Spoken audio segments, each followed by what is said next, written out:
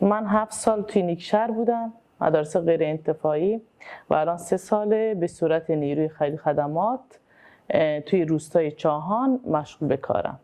روستایی که رفته بودم یعنی 2 سال قبل، امسال 3مین سالمه، دانش آموز دختر دیپلم نداشتن. بعضی از روستا هستن بالاخره از قبل مثلا زمینه داشتن، بالفرض به یه پیشرفته رسیده بود. مثلا بعضی از روستا هستن مثلا دانش آموزای دختر مثلا دانشگاه فرهنگیان قبول شدن، یا مثلا معلم هستن خودشون، بالاخره اونا یه الگو بودن برای بقیه دخترها. ولی این روستا متاسفانه چنین چیزی نبوده. به خاطر کمبود امکانات دانش آموزان نمیتونستن درس بخونن.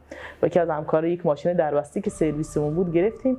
من تک به تک خونه به خونه دانش آموزان میرفتم، بهشون میگفتم مثلا بیاین این مدرسه درس بخونیم.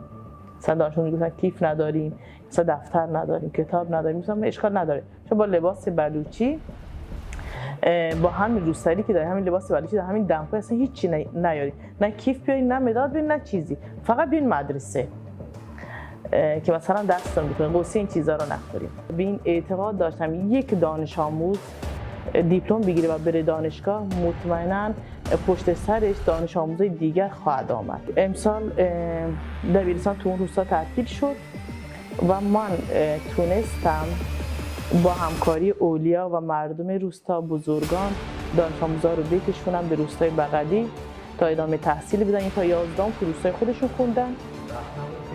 خیلی سخت بود. تو مدرسه که بودیم مدرسه اجاری بود، بعد روستای کوراندر.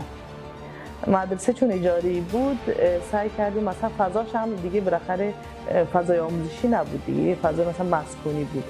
به خاطر همین تصمیم گرفتیم یک فضای مثلا آموزشی درست کنیم.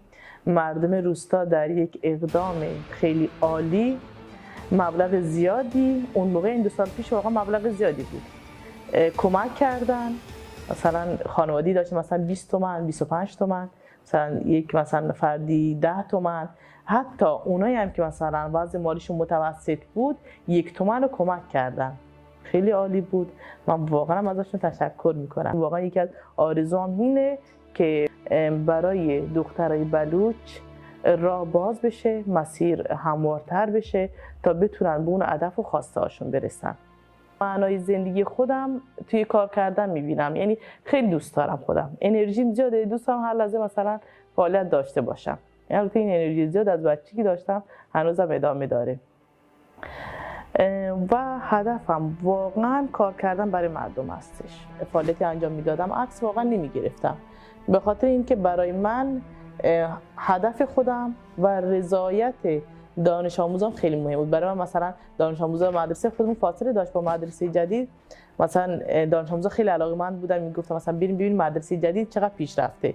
همین که این مثلا ذوق و شوق دانش آموزا رو میدیدم، یعنی برام واقعا انرژیزا بود. این خیلی یعنی به خودم انگیزه میداد. خانم‌ها هم دارای هویت فردی خودشون هستن و اون زیست اجتماعی رو نیاز دارن که توی جامعه حضور داشته باشن، قابلیت خودشون رو نشون بدن.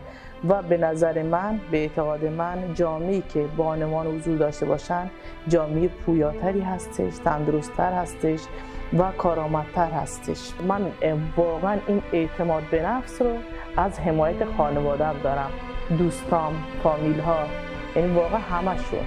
خیلی مهمه که خانواده پشت آدم باشه و انشالله تمام خانوادگی دخترای بلوچ این حمایت از دخترشون داشته باشن.